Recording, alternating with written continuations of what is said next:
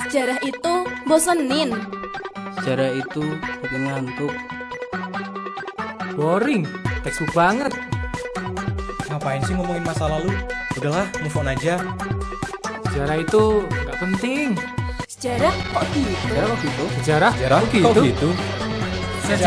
Halo, bersama saya Putri kembali di channel Sejarah Kok Gitu.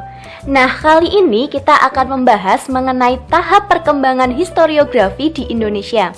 Historiografi berarti karya tulis sejarah dari masa lampau sampai masa sekarang.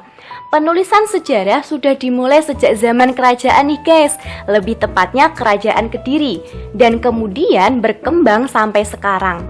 Kira-kira bagaimana persisnya dinamika perkembangan penulisan sejarah di Indonesia?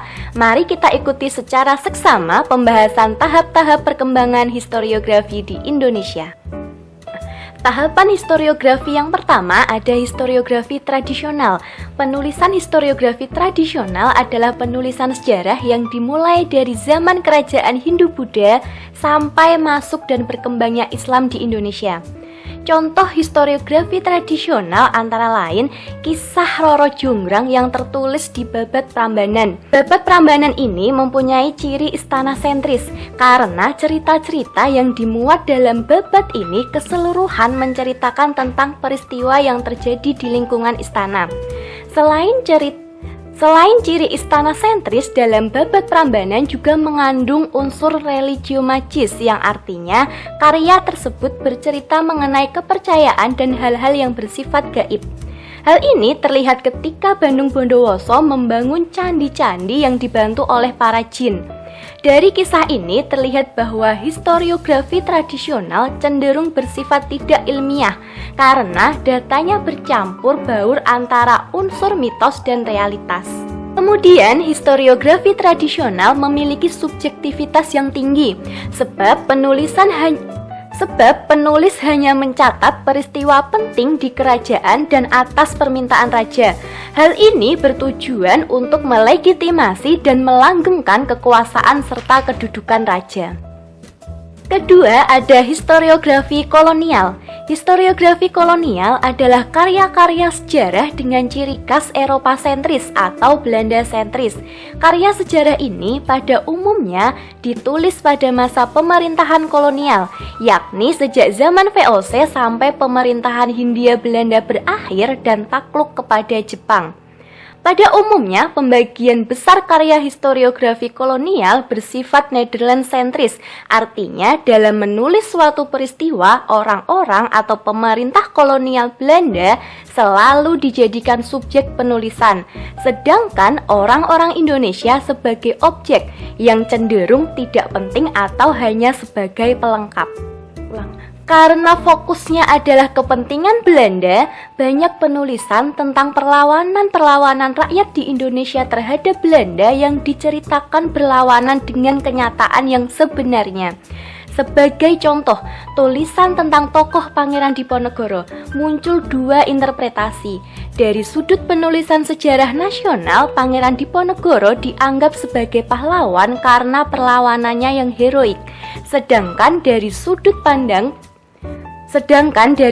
pandang penulisan sejarah kolonial, Pangeran Diponegoro dipandang sebagai pemberontak. Yang ketiga ada historiografi nasional. Historiografi nasional adalah penulisan sejarah yang bersifat Indonesia sentris.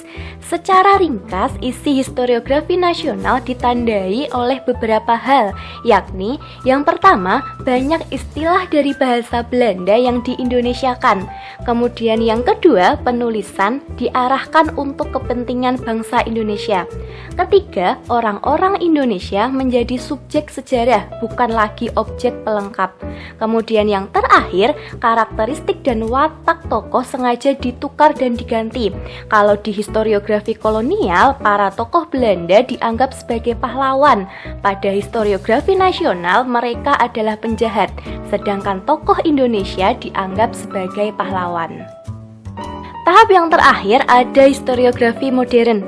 Historiografi modern adalah penulisan sejarah Indonesia yang bersifat kritis atau memenuhi kaidah-kaidah ilmiah. Contoh dari historiografi modern yakni disertasi karya Husein Jayadiningrat yang berjudul Tinjauan Kritis tentang Sejarah Banten. Husein dianggap sebagai pelopor historiografi modern karena dalam karya ini ia menggali fakta sejarah secara objektif, lepas dari kepentingan, nilai, dan ideologi. Secara garis besar ada 3 karakteristik utama historiografi modern. Pertama, adanya upaya menuntut ketepatan metodologi dalam usaha untuk mendapatkan fakta sejarah yang sesuai dengan kaidah-kaidah ilmiah. Kemudian yang kedua, historiografi modern mengkritik historiografi nasional yang dianggap bertendensi menghilangkan peran unsur asing dalam proses membentuk keindonesiaan. Ketiga, historiografi modern juga memunculkan suatu terobosan baru, yakni memunculkan peranan-peranan tokoh kecil sebagai pelaku sejarah. Penulisan sejarah selama ini cenderung didominasi oleh para tokoh-tokoh besar, seperti para pahlawan kemerdekaan ataupun tokoh politik yang berpengaruh.